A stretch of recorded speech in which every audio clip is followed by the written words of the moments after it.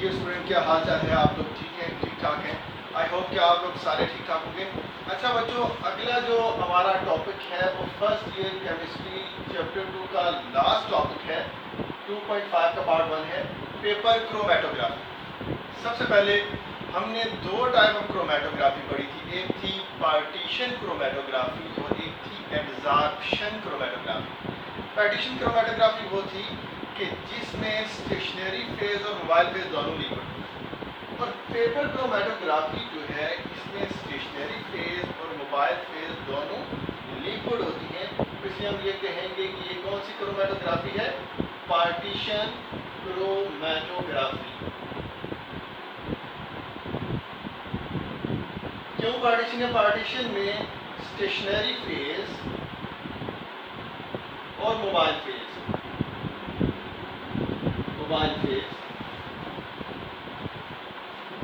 वो दोनों जो है वो लिक्विड होती है। हालांकि पेपर क्रोमेटोग्राफी नजर आ रहे हैं कि मगर लिक्विड कैसे होते हैं, आगे जाके इसको हम देखेंगे। अब पेपर क्रोमेटोग्राफी को हम कैसे कर सकते हैं? 3 डिफरेंट वेज हैं। असेंडिंग हो सकती है, दूसरी डिसेंडिंग हो सकती है, और तीसरी जो है वो रेडियल हो सकती है। 3 टाइप्स हैं। असेंडिंग हो सकती है, डिसेंडिंग हो सकती है और रेडियल हो सकती है। असेंडिंग किस तरह से होगी? देखिए, ये हमारे पास अगर हमारे पास पेपर क्रोमेटोग्राफी करने लगे हैं, हमने पेपर लिया है, filter paper, Whatman filter paper लेंगे, इसमें यहाँ पे स्पॉट लगाएंगे। अगर स्पॉट ऊपर की तरफ जा रहे हों तो हम कहेंगे जी असेंडिंग क्रोमेटोग्राफी है। नेक्स्ट केस में आप इसी तरह से पेपर ले लें, इस केस में हम टॉप के ऊपर ड्रॉप्स को लगाएंगे, तो जब ये नीचे की तरफ कंपोनेंट मूव करें तो इसको हम कहेंगे जी ये डिसेंडिंग क्रोमेटोग्राफी है। रेडियल क्रोमेटोग्राफी में हम फिल्टर पेपर सर्कुलर शेप कर लेते हैं, बिल्कुल सेंटर में उसके ड्रॉप्स को लगाते हैं और कंपोनेंट जो है साइडों पे सर्कुलर फॉर्म में स्प्रेड होते हैं, तो इसको हम कहते हैं कि ये रेडियल क्रोमेटोग्राफी है। बात क्लियर होगी? अच्छा जी, उसके बाद सबसे पहले यानी कि क्लियर ही नजर आ गया।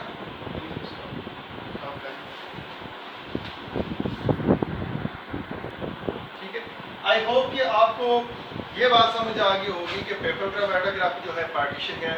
उसकी फर्दर आगे हमने टाइप डिस्कस की कि पेपर क्रोमेटोग्राफी असेंडिंग, डिसेंडिंग या रेडियल किस तरह से हो सकती है। अब अगर जनरली हम पेपर क्रोमेटोग्राफी जो आपकी बुक में टॉपिक डिस्कस किया गया है वो है असेंडिंग पेपर क्रोमेटोग्राफी। अब एक्सपेरिमेंटल सेटअप हमने करना है, एक्सपेरिमेंटल सेटअप। देखिए, किसी भी क्वेश्चन में मैनिपुलेशन जो है वो सबसे इम्पोर्टेंट बात है। वैसे इस चैप्टर में से लॉन्ग क्वेश्चन तो नहीं आता, बोर्ड की स्कीम के मुताबिक काफ़ी अर्से से इस चैप्टर से लॉन्ग क्वेश्चन नहीं आ रहा, मगर चूँकि बच्चों को एक बात समझाना बड़ा ज़रूरी है, इसलिए हम प्रॉपर अंडरस्टैंडिंग के साथ चलेंगे। एक्सपेरिमेंटल सेटअप में सबसे पहले हमारे पास एक टैंक चाहिए जिसके अंदर हम एक पार्टिकुलर सॉल्वेंट रखेंगे। उस टैंक की अपनी लिड भी होगी, टैंक होगा, उसकी लिड होगी। नंबर 3 हमारे पास सॉल्वेंट होना चाहिए, और नंबर 4 हमारे पास फिल्टर पेपर जो है, हमारे पास Whatman filter paper. Paper chromatography के अंदर हम वाटमैन फिल्टर पेपर को लेंगे। अब हम एक्सपेरिमेंट को देखते हैं। ये हमारे पास जो है एक क्लोज कंटेनर है, यानी कि एक टैंक था और उसके ऊपर यहाँ करके मैंने एक लिड रख दिया। ठीक है, इसके नीचे इसके ऊपर एक लिड है और यहाँ पे एक रॉड होता है, जिस रॉड के साथ हम क्लिप्स की मदद से स्ट्रिप्स ऑफ फिल्टर पेपर को अटैच करेंगे। वैसे हम फिल्टर पेपर की स्ट्रिप्स बनाते हैं। आपकी बुक वाले ने पूरे का पूरा एक बड़ा सा वाटमैन फिल्टर पेपर लिया हुआ है। अब यहाँ से अगर हम आपकी बुक वाले हिसाब से बात करें तो सबसे पहले ये हमारे पास यहाँ पे एक होगी बेस लाइन, और बेस लाइन जो है जनरली जो फिल्टर पेपर का बॉटम है उससे 2.5 सेंटीमीटर हम अबव लगाएंगे बेस लाइन। ठीक है, बेस लाइन कितनी होगी? Bottom of the filter paper से 2.5 सेंटीमीटर जो है वो अबव।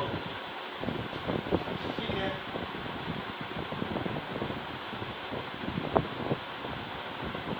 ये हमारे पास bottom of the filter paper है और यहाँ पे हमने बेस लाइन लगा। अब यहाँ पे मैं एक सर्कल लगा रहा हूँ। ये सर्कल रिप्रेजेंट कर रहा है मिक्सचर। क्या रिप्रेजेंट कर रहा है? मिक्सचर को। मिक्सचर, और यहाँ पे अदर जो ड्रॉप्स हैं, ये जो सारे के सारे ड्रॉप्स हैं, ये प्योर सब्सटेंसेस हैं। ये क्या होंगे जी? Pure substances. ये हमारा मिक्सर का ड्रॉप है, ये प्योर सब्सटेंसेस है। यहाँ पे एक ये सर्कल, एक ये सर्कल और एक ये सर्कल। यहाँ पे एक ये है, इसके पास ये है और ये। अब गौर से देखिएगा, ये जो ड्रॉप है ये मिक्सचर का है, इसके अंदर ये 3 कंपोनेंट प्रेजेंट है और ये स्टैंडर्ड पॉसिबल कंपोनेंट है। हम खुद से जज करते हैं, जरा हमने कहीं से भी ऑब्स्ट्रैक्ट निकाला होता है तो हमें पता होता है कि इसमें पॉसिबल कंपोनेंट क्या क्या हो सकते हैं। तो हम जनरली हमने ये स्टैंडर्ड के तौर पर कंपोनेंट ले लिए और फिर हमने उनके ड्रॉप्स लगाए। अब इन कंपोनेंट के नाम हमको पता है, मगर मिक्सचर के अंदर कौन कौन से कंपोनेंट हैं उनके अंदर हमें नाम नहीं पता। उसका एक और सर्कल में लगा रहे हैं। अब देखें, ये कंपोनेंट हो गया ए, ये बी, ये सी, और इसको मैं एम का नाम दे देता हूँ कि ये मिक्सचर है। ठीक है, अब जो कंपोनेंट एम है इसके अंदर 4 कंपोनेंट, मगर जो नाउन कंपोनेंट है वो कंपोनेंट ए हमें नाउन है, कंपोनेंट बी हमें नाउन है, कंपोनेंट सी हमें नाउन है। ठीक है, ये जो बाकी ये कंपोनेंट है ये अननोन है, इसको फिर हम अदर कंपोनेंट के साथ कंपेयर करके हम फाइंड कर सकते हैं। देखें, एक्चुअली ये एक सेपरेशन टेक्निक है। सबसे पहले हमने बेस लाइन लगा ली, बेस लाइन के ऊपर हम ड्रॉप्स को लगाएंगे, उन ड्रॉप्स को फिर ड्राई करेंगे। ड्राई करने के बाद हम हॉट मेन फिल्टर पेपर को जो है वो हुक की मदद से या क्लैंप की मदद से लटकाएंगे और सॉल्वेंट के अंदर फिल्टर पेपर डिप होना चाहिए। ठीक है, अब सॉल्वेंट जो है वो फिल्टर पेपर अब्जॉर्ब करेगा और सॉल्वेंट को ऊपर की तरफ मूव कराएगा। सॉल्वेंट को ऊपर की तरफ मूव कराएगा। मैक्सिमम जो डिस्टेंस एक सॉल्वेंट तय करता है वो उसको कहते हैं कि सॉल्वेंट फ्रंट। मैक्सिमम डिस्टेंस जो एक सॉल्वेंट तय करेगा वो होगा सॉल्वेंट फ्रंट। अब यहाँ से सॉल्वेंट जब ऊपर मूव करेगा, हर कंपोनेंट डिफरेंटली इरादा होगा। कुछ कंपोनेंट का सॉल्वेंट के साथ इंटरेक्शन ज़्यादा होगा, जिसके सॉल्वेंट के साथ इंटरेक्शन ज़्यादा होगा वो उतना ऊपर जाएगा, जिसका स्टेशनरी फेज या फिल्टर पेपर के साथ इंटरेक्शन ज़्यादा होगा वो नीचे रहेगा। अब हमने बात की थी कि जो पार्टीशन क्रोमेटोग्राफी है, ये इसमें स्टेशनरी और मोबाइल फेज लिक्विड होते हैं। मोबाइल फेज तो ऑलरेडी इंडिकेट हो गया कि यहाँ पे एक सॉलिड होगा, वो लिक्विड है। मगर फिल्टर पेपर के अंदर वाटर की जो सेलुलोज का बना होता है, ये जो फिल्टर पेपर है इसमें वाटर की मॉइस्चर होती है। अगर मॉइस्चर ना हो तो कंपोनेंट उसके ऊपर मूव नहीं कर सकते। ठीक है, दोबारा से मैं इसको सिंप्लीफाई करता हूँ। हम एक वॉट मेन फिल्टर पेपर लेते हैं, फिर हम एक पर्टिकुलर सॉल्वेंट लेते हैं, एक क्लोज टैंक लेते हैं, उस क्लोज टैंक के अंदर फिल्टर पेपर को लटका देते हैं, उसके ऊपर डिफरेंट जो कंपोनेंट हैं उनके ड्रॉप्स लगाते हैं, उनको ड्राई करते हैं। ड्राई करने के बाद हमने क्या करना होता है, देखिए बिल्कुल उसके जो बॉटम है उसको सॉल्वेंट में डिप करते हैं, फिर सॉल्वेंट के और फिल्टर जो हमारा सॉल्वेंट है वो मोबाइल फेज है और जो फिल्टर पेपर है ये स्टेशनरी फेज है। इनके साथ इंटरेक्शन के हिसाब से कंपोनेंट सेपरेट होते हैं। हम फाइंड करते हैं कि मिक्सर के अंदर कंपोनेंट कौन कौन से हैं और जो अदर ड्रॉप्स जो इम्प्योर कंपोनेंट अदर कंपोनेंट आया है तो उसको हम फाइंड आउट करते हैं। ठीक है, अब जब ये सारी चीज़ें हो जाती हैं तो फिर आखिर में हम जो फिल्टर पेपर है उसको हम ड्राई करते हैं। वो जो dry form of the filter paper होगी उसको हम कहेंगे क्रोमेटोग्राम। तो शार्ट क्वेश्चन आता है कि व्हाट इज क्रोमेटोग्राम, तो ड्राई ऑफ जो फार्म होगी वो क्रोमेटोग्राम होगा। ठीक है,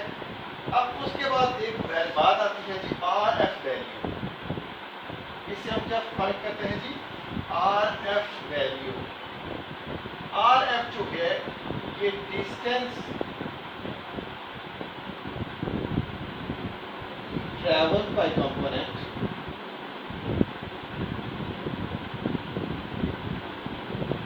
divided by distance traveled by the solvent. ठीक है, distance traveled by the component divided by the distance traveled by the solvent, ये होगा RF। और RF क्या होता है? This is the retardation factor। अब हर कंपोनेंट के लिए RF की वैल्यू डिफरेंट होगी। फर्स्ट किया, सॉलिड यहाँ से यहाँ तक मूव करता है और इसकी वैल्यू को RF ये हो गया, और इसकी वैल्यू को हम X से रिप्रेजेंट कर लेते हैं, और जो यहाँ से यहाँ तक जो कंपोनेंट गया है इसको Y से रिप्रेजेंट करते हैं। इसी तरह दूसरा कंपोनेंट यहाँ से ये यहाँ तक जो कंपोनेंट गया है उसके लिए वैल्यू Z हम लिख देते हैं, और सॉल्वेंट की जो वैल्यू थी X थी, तो हर एक की रिटार्डेशन फैक्टर की वैल्यू आ जाएगी, हम इजीली फाइंड कर सकते हैं। ठीक है, यहाँ तक बात क्लियर हो गई। अब उसके बाद हमारे पास जो अगला सेशन है क्वेश्चनिंग सेशन। क्वेश्चनिंग सेशन में हम ये देखेंगे कि हमारे पास इसमें से पॉसिबल क्वेश्चन क्या आ सकते हैं। शॉर्ट क्वेश्चन जो सबसे ज़्यादा फेमस शॉर्ट क्वेश्चन है,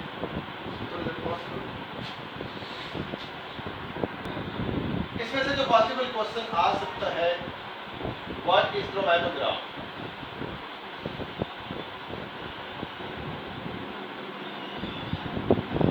क्रोमैटोग्राफ क्या है। दूसरा जो पॉसिबल क्वेश्चन आ सकता है कि व्हाट इज RF। RF ये बहुत इंपॉर्टेंट क्वेश्चन है। क्वेश्चन 3 ये है कि type of paper chromatography.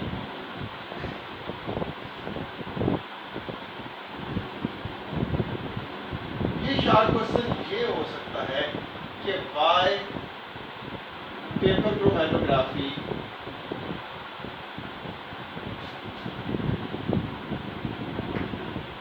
is partition chromatography।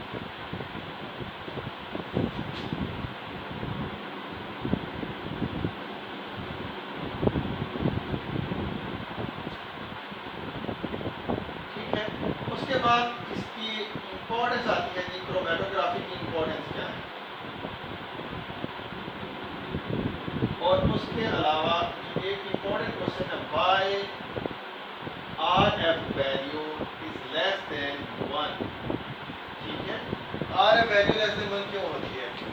देखें, कोई भी जो कंपोनेंट है वो कभी भी सॉल्वेंट के साथ ग्रेटर देन 1 नहीं हो सकती। Why RF value is not greater than 1। RF value is not greater than 1।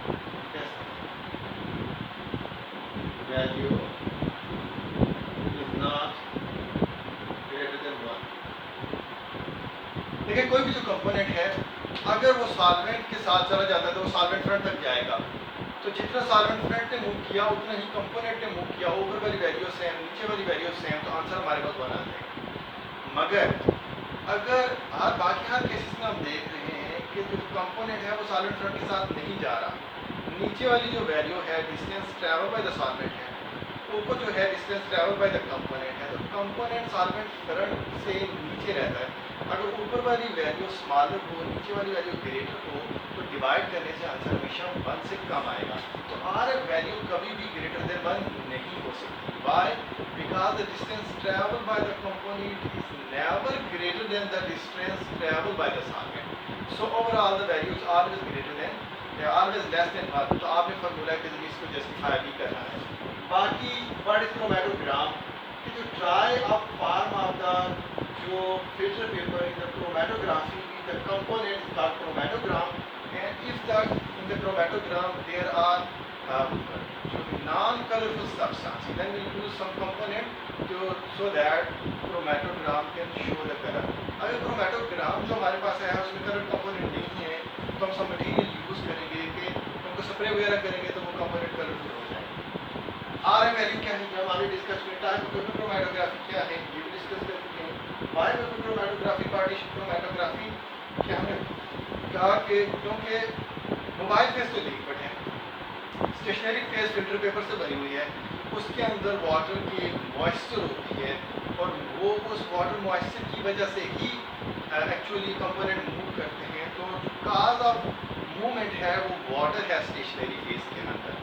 तो इसलिए जो मोबाइल फेज थी वो भी लिक्विड और जो स्टेशनरी फेज है वो भी लिक्विड। तो ओवरऑल सारे के सारे जो कंपोनेंट हैं वो हमारे पास दोनों कंपोनेंट मोबाइल फेज और स्टेशनरी फेज लिक्विड है। इंपॉर्टेंस इसकी क्या है? जो हमारे पास क्रोमैटोग्राफी है इसके ज़रिए से हम आइसोलेशन कर सकते हैं, प्यूरिफिकेशन कर सकते हैं और उसके अलावा हम डिफरेंट कंपोनेंट को सेपरेट भी कर सकते हैं और उसके अलावा प्योरिटी ऑफ ए सब्सटेंस को भी गेन कर सकते हैं। सबसे अच्छी जो प्योरिटी सो फार जितनी टेक्निक हमने डिस्कस की है जैसे फिल्ट्रेशन, क्रिस्टलाइजेशन, सॉल्वेंट एक्सट्रैक्शन और उसके बाद क्रोमैटोग्राफी, तो सबसे अच्छी प्योरिटी गेन करने के लिए क्रोमैटोग्राफी टेक्निक है। ठीक है,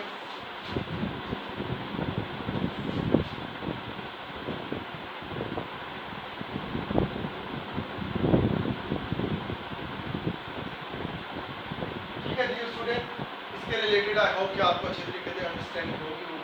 तो ये थी ओवरऑल इस चैप्टर की रिलेटेड टॉपिक।